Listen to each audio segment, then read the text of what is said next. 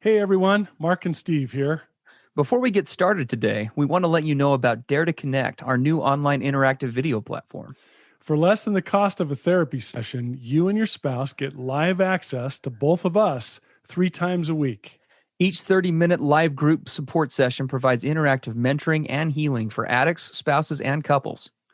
If you're loving our podcast and our unique style of bringing you recovery, you're going to love Dare to Connect. To learn more, go to daretoconnectnow.com. We're looking forward to seeing and working with you.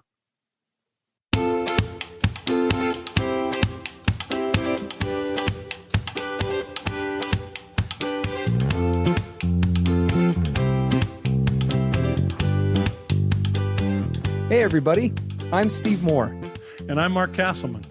We know the pain and heartbreak of porn and sex addiction. And we know the triumph of breaking completely free.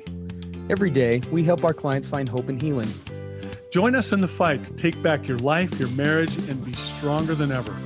This is the PBSE Squared podcast.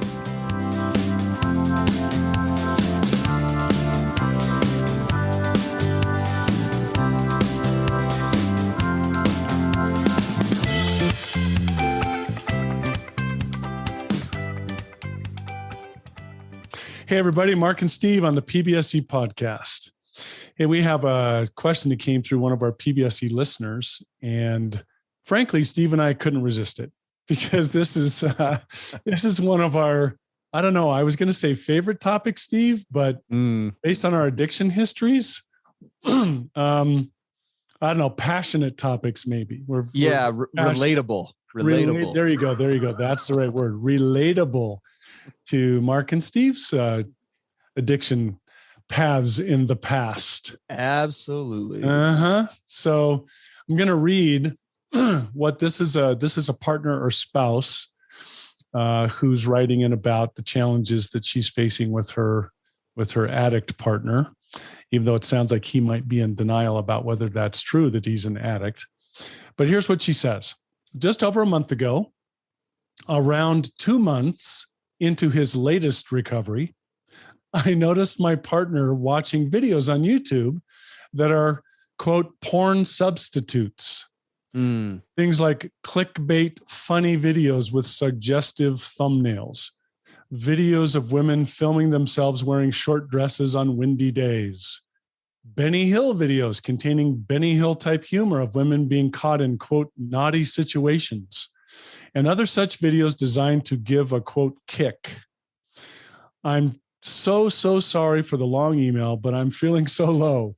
I know in yesterday's podcast, you mentioned that you've been answering listeners' questions for so long, but I would be extremely grateful if you could do an episode on porn substitutes and what problems they carry. My partner still does listen to the podcast from time to time, and I think hearing directly on this particular subject from someone other than me might help. Yeah. Such a relatable topic, right? There's that word again. It, on both levels, right? The pain of a partner. I mean, we see this so often in our offices, Mark. I mean, but on the other side, obviously, as the addict. I mean, gosh, there are just, it seems like the ways in which we who struggle with lust, whether it's addiction or somewhere lower on the spectrum than not quote unquote addiction or what have you, there are just this never ending myriad of ways in which our brains will get its fix. I know, it's so true, isn't it? I mean, we could spend 20 hours just talking about all the ways that either the addict brain or the brain that's caught up in compulsion or obsession or whatever, the recreating brain, whatever it is for anybody listening, the ways that brain will try to justify, minimize, make it seem subtle, make it seem not a big deal, make it seem innocent, all the ways that we'll go about trying to, as you said, get that fix. Yeah. And when you look at it from, I mean, just the perspective of not even just around, we're going to get to this question here, but just looking at it from this lens of, I think back on all the energy, that we spent on Man, you know Subliminating what? this stuff, or oh my gosh, If I had applied that same energy, and what we mean by energy, all you listening, just the mind space that yes, this takes up, yeah, right? Being in a public place, not being able to focus on where I am and what I'm doing and who I'm with because my eyes are looking elsewhere. Going online when I was going to do something for business or homework or whatever, and ended up being distracted off on yeah, a tangent and watching these endless, videos that she describes. Endless times channel surfing, on my television, looking for, a little spicy scene. yeah, All this, absolutely. I mean, man, if I had applied all that energy into productive stuff, I wouldn't be on my microphone here today because I'd be a billionaire. Oh my goodness. No, it is so true. It is Right. so true. Yep, absolutely. It really is. I mean, I could have learned multiple languages. I mean, that's like not even a lie, Could you have think traveled back, the huh? world 4 times. Holy smokes. Gosh. Anyway, it's a great relatable topic. We're really grateful that you wrote in, and actually, we never want you guys to apologize for submitting stuff because it's actually perfect timing. We just got off of a 3-part series that we kind of took in a different direction. So it's good to be back to the questions that you guys have that you want to bring to the table. So, as we kind of look at this, I guess the first place to start is Mark and I were getting ready for the show is really to kind of ask the question that probably every guy who struggles with lust on some level is asking themselves right now, right? Which is, more or less, I love the way you said it, Mark, like, what's the big deal? I mean, what's the problem? Right? If we look at a global culture, a lot of people listening to what we're introducing here would go, "What's the matter with you guys? Like, chill out. Like, what are you, a bunch of podium pounding pastors? Getting into some big moral thing? Like, what's the big deal?" It's like, so what? And we need to talk for a few minutes about why it's a big deal, or why it should be a big deal to you. Absolutely. No, I think this is great. So I mean, and it's important to look at this from, a multifaceted kind of perspective because it does, when we look at whether we're calling this pornography or not, we're going to talk about that in a minute. But I think the first thing to really get into here a little bit is to look at the impact of what we're going to call it betrayal. But even if we let go of that term, if we look at, let's just use the term like animosity, right? The divisive nature of things in a relationship and the potential for things to divide a coupleship, right? Let's call these things what they are: obstacles to intimacy. Yes, absolutely. And when we say intimacy, if you listen to this podcast for any length of time, we don't just mean sex. Intimacy, right? Into you I see, into me you see. We're connected, we're one, we're sharing, we're into each other in myriad ways in our lives. And these things are obstacles to that connection and closeness. Yeah. Yep, absolutely. They 100% are. And, anything that forms and it's important to kind of back up from, I think, these recovery terms a little bit in a discussion like this, because one of the easy ways that I think a coupleship can kind of get pulled off on like an emotional eddy, right, is in the semantics, right? Yes. Is this porn? Is it not porn? Is this what's recovery based? What's not recovery based? And there's just we can so easily get distracted in just things like the terminology, or does X meet the certain threshold of Y? And walking that back and looking at this from a more objective perspective, I think is going to be helpful for both addicts as well as their partners to be able to see this a little bit more clearly, right? In a relationship, let's talk relationship basics, right? Everybody obviously carries a different value set when they enter into an intimate relationship. But generally speaking, there are a couple of key things, right, that everybody is looking for when we talk about connection, right? Our online recovery program for addict spouses and couples that meets 3 times a week, which, by the way, you can find a 2-week trial at daretoconnectnow.com. We'd love to have you come join us. We named the program Dare to Connect, right? We talk about addiction. We talk about recovery. We talk about those topics. But what's the end goal? It's connection. It's intimacy. It's closeness, right? It's building something significant with another person, with yourself, right? With the people around you and the people in your lives, fostering those connections.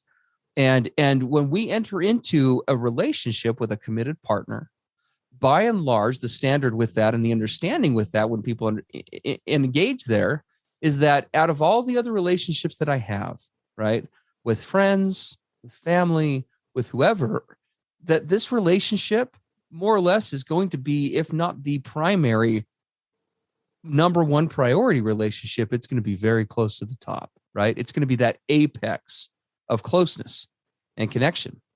And if we're fostering something like that, having a discussion about topics like the one that this listener brought up is really important, I think, from that lens of looking at it from a place of, let's let go of the terminology for a minute and let's look at the impact that the behaviors that one part or another are exhibiting in a relationship, right? Letting go of terminology and what have you.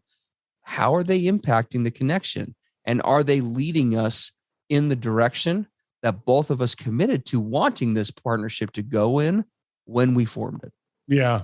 I think that, and I agree with you. I see so much it gets off on an argument about what's porn and what's not, and why are you a prude, and right, just all the different semantics that can pull you off track. When this is really about our connection, or is this an obstacle to our connection? Yep. If you choose, and that's a crazy important word, if you choose to be in a relationship, the very word itself, relationship, says this is not one-sided. Yeah. I don't get to just run off and do whatever I please, because now there's two of us. Mm-hmm. And, you and I, we talk a lot, Steve, about, this concept of safety and trust is in the eye of the beholder. Mm-hmm. What does safety and trust mean to my partner or my spouse? And what are obstacles to that? Well, I have entered into a relationship agreement.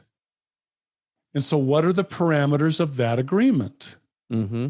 Am I actively, and what was the 3-part series we did for us as addicts? Am I leading out in seeking safety for my partner in a healthy, boundaried, not codependent way?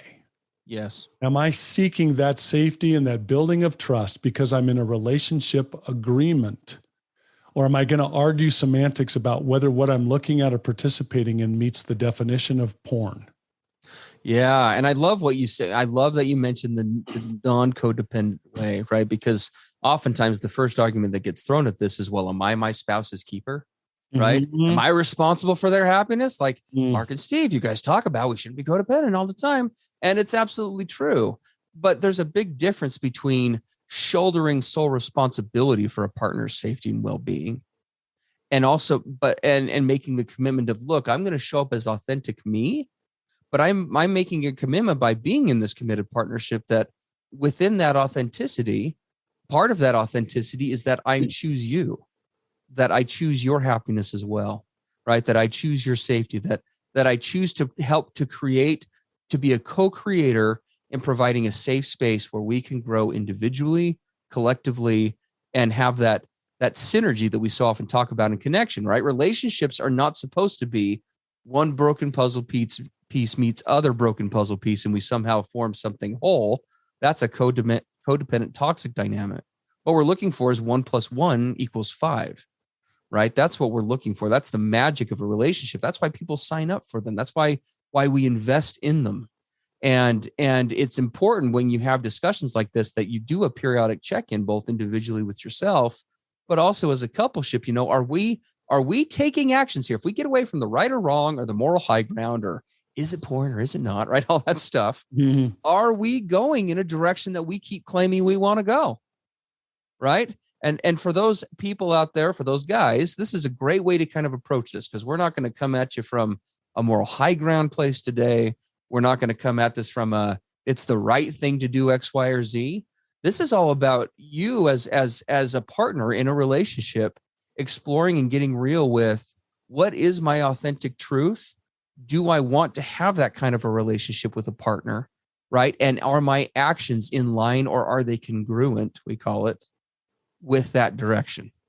And if not, what needs to change? And that's a great place to start, Steve. We assume that I'm all into connection with my partner, that I want to be close and I want to be one, and I want to be the crazy, most amazing best friends on the planet Earth. Maybe you don't want that. Yeah. We shouldn't make that assumption. The place where you should start is, where do I want this relationship to truly be? Mm-hmm. Do I want to be all into this person? Mm-hmm. Do I want this person to be my be all end all? Do I want this to be exclusive from a place of my heart, my behaviors, my thoughts, right? What level do I want this intimacy to be at? Absolutely. And Mark and I really do speak from a place of experience with this, because we chuckled at the beginning of this because we've been the minimizers, Oh man. right? We've been the one that have argued the semantics, and that's not really porn. It's not that bad. Mark and I, we've outed ourselves. We were talking about this before and kind of doing our sad joking we do sometimes about how crazy our thinking got. I mean, we both convinced ourselves at one point in time. I remember sitting down and watching what was straight up porn, and at one point saying, Brittany should be grateful for this. This is going to help our marriage. This is going to make our sex life better. Like what utter nonsense. Like what utter nonsense. But that's how good we get at spinning that stuff. And the power in this discussion, how you're going to be, both of you as partners are going to be invested, is by having the conversation, not from a place of, look, you shouldn't do this or shouldn't do that. It's going to be from that place of, okay, if I get real with myself, I want X, Y, and Z in this relationship, and I want X, Y, and Z for myself. Are my actions in line with that?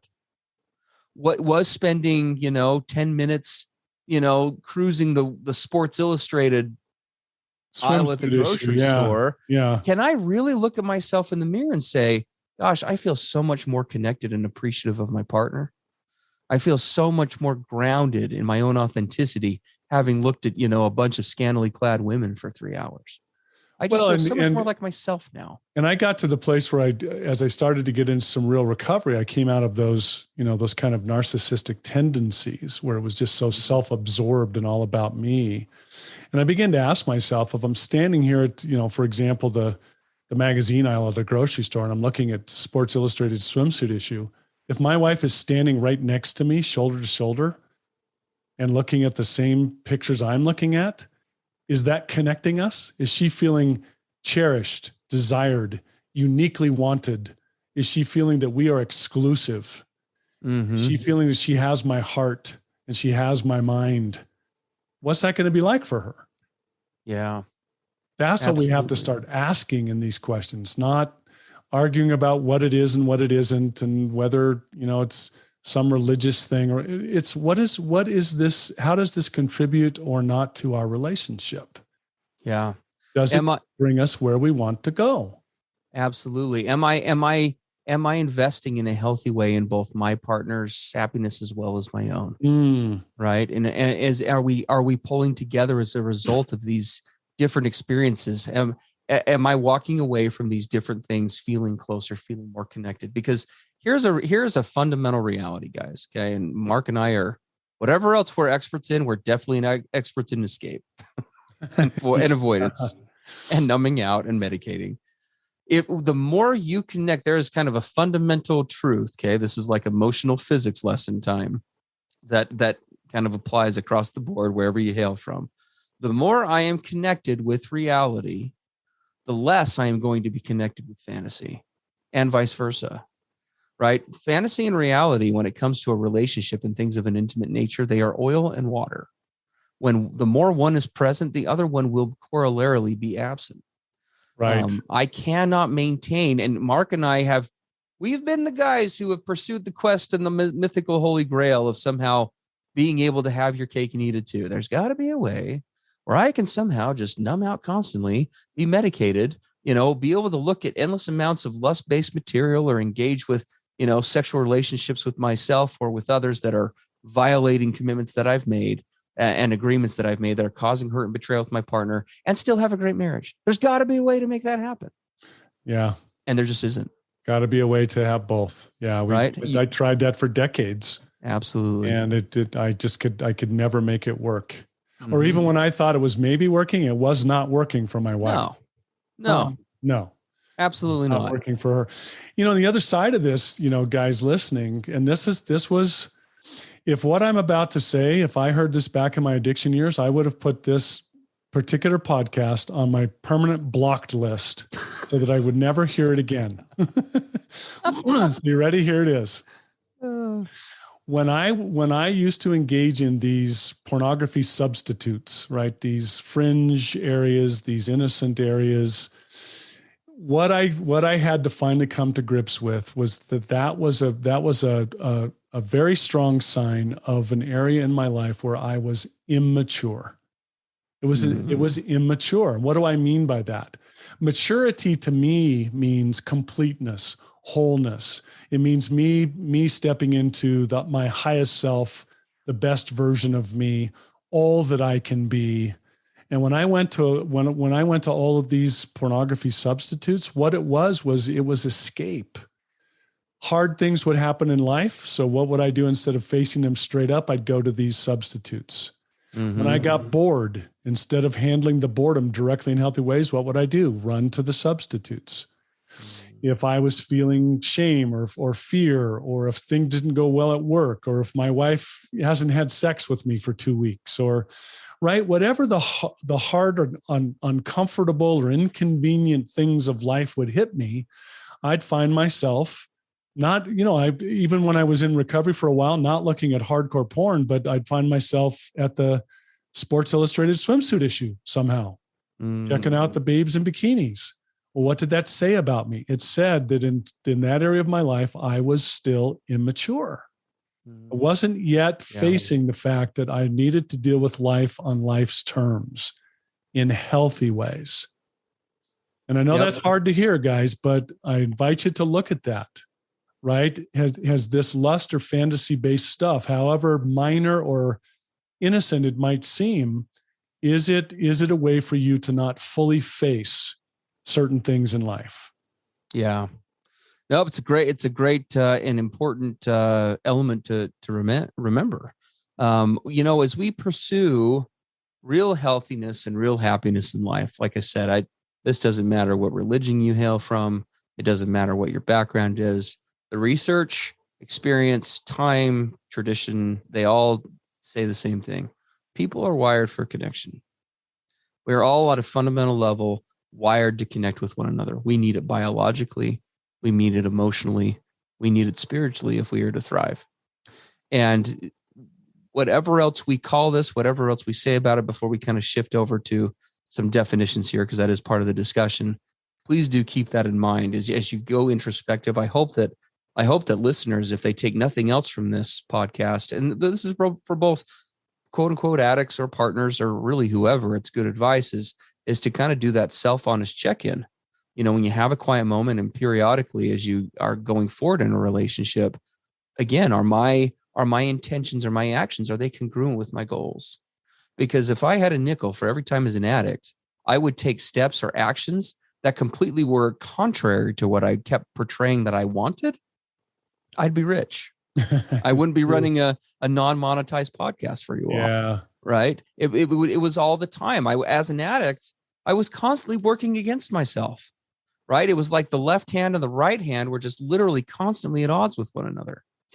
Well, and this kind of brings us to the wrap up of this. Yes. Everybody wants to talk about the definition of porn. Mm-hmm. What's porn? What's not? Quit getting on my case because I wasn't looking at porn. I was looking at this. Mm-hmm. And what we hope we're getting across in all of this today is it really comes down to one word: your intention. What is your intention? That really has everything to do with whether it's, quote, pornographic or whether it's lustful or whatever. Stop arguing the nuances and just ask, what's my intent? Mm-hmm. Why am I looking at this Sports Illustrated swimsuit issue? What's my intention? And then see what comes to you. Well, I was bored today, or I worked hard this week and felt I was entitled to some pleasure, or my wife hasn't been responsive lately, or right, or. What is the intention? Am I doing this to bring me and my spouse closer? Am I doing this to make a real bid for connection? Am I doing this so that my spouse feels cherished and uniquely desired, and she feels like she's the only one in my life? Is that why I'm doing this? Mm-hmm. What is my intention? Because look, guys, I mean, it could be, I could see a woman walking down the street in a nun's outfit, a habit, where she's covered from neck to ankle. And that could still be pornographic for me. if I'm running some fantasy in my head about her. So what she looks like is not the evidence of whether it's that lust or pornographic nature. It's my intention. Mm-hmm. Yeah, am I gravitating again more towards my own authenticity or the authenticity of my relationship as a result of this, right? Right. Whatever it is. If I let go of the definition, it's kind of going back to what I said before. Can I really say after engaging in this activity, wow, I feel so much more like myself, or I feel like that has taken me to a place of being more, more like the person I'm trying to become in this relationship. Because so often, guys, much of what, and this is a podcast for another time, but so often when we look at the reasons why we engage with material like this, whether we're calling it porn or whatever the label is of the day for it, Mark just listed off a couple of them, whether it's I need a break from life, or I need to relax, or I'm looking for validation, or I'm wanting to feel loved or wanted or desired or accepted, or I need to tune out, right? All of the things that I just listed there, I would argue that in a healthy way or that in the right context are not unhealthy. Those are the same things that everyone wants, right? But the thing that's important to recognize is that, again, whatever we call this, if you're utilizing content or you're accessing or engaging just in activities in general, right, whatever it may be, that is coming at the cost of the safety, the trust, right, the closeness with your partner, the alliance between you and your partner, you have to ask yourself, really, is it worth it? And is that really authentic? Right. I love the word you used a few minutes ago, Steve. A relationship is an investment. Mm-hmm. And if you look at investments, even from the financial side, what do investments require? Hard work and sacrifice, right? In order to come up with the funds to put in and then to watch it and monitor it and keep track of it. Investments are hard work. They require effort to maintain and grow and to have them flourish. Yeah. Or your relationship is an investment. And what are you willing to put into that investment? Yeah. Seeking after a lot of those things, guys, like I said, in the right context, when we look at the core needs behind why so many of us engage with lust, the vast majority of those reasons, I would argue, are not in themselves toxic or unhealthy. But the way that we're accessing them is coming at such a cost that authentically, I think few, if any, could argue, yeah, that makes sense. Yeah, that lines up with what I really want. Yeah, that's really what I'm looking for in my life or in my relationship. Instead, can I manage my boredom and my stress and my fear and my entitlement and all these other things? Can I manage those in ways that are actually connecting me to my partner? Exactly. Bring us closer. And I say you can do both. Mm-hmm. You can manage those things that are hard for you and be connected. Absolutely. So you have a choice, right? As we kind of wrap up here. I mean, there are lots of topics we could do this with. The other one that we didn't have time to get to today is, for example, like masturbation, right? Oh, geez. That's a whole other topic, right? It's like the never ending discussion in the therapeutic world, right? Half of the camp is like, this is toxic and healthy for relationships. The other half is it's natural, biological, it's healthy. We're not going to weigh into that piece today because it's not really relevant. What is relevant, though, is for the discussion is, again, what did I sign up for? What did I commit to? What's the impact on me? And what's the impact on my partner? Right? Because speaking as one who's done it, guys, as a guy who's done this, you can pull up every pie chart and bar graph and research quote and study and whatever else you want in an argument with your spouse. And you can do what I did once upon a time with my wife and literally intellectualize your way into being agreed with. But you know what comes at that cost? You still lose. You still lose. Because I know what it's like. Mark knows what it's like to win, quote unquote, an argument like that. What cost does that come at? My wife still doesn't feel validated. She still doesn't feel safe. She still doesn't feel like she's wanted. But hey, I got to win. What's more authentic? Winning or connecting? Winning, yeah. Right? Yeah. I won, but I made a massive withdrawal from our trust account, our relationship trust account. And to say nothing of the cost that comes to me, which is a whole other podcast. Yeah, that is a whole other podcast. So, anyway, we're we're overtime. Yes, which is always the case. It's a passionate thing for us. Anyway, we hope this has been helpful for all of you. We invite you, if you're a partnership or coupleship, to use this as a way to open up the dialogue to talk about this in a real and raw way. And if you want to get really in depth with this stuff and get down into the trenches, come and visit us over on daretoconnectnow.com. We'd love to see you over there in our program. Absolutely. And as always, guys, if you have questions you'd like answered on the podcast in a briefer format, we keep claiming that, although we keep failing at it. Feel free to send those in to us at pbsepodcast.com. Yeah. All right. Take care, everyone. Everything expressed on the PBSE podcast are the opinions of the hosts and the participants and is for informational and educational purposes only. This podcast should not be considered mental health therapy or as a substitute thereof. It is strongly recommended that you seek out the clinical guidance of an individual qualified mental health professional. If you're experiencing thoughts of suicide, self-harm, or a desire to harm others, please dial 911 or go to your nearest emergency room.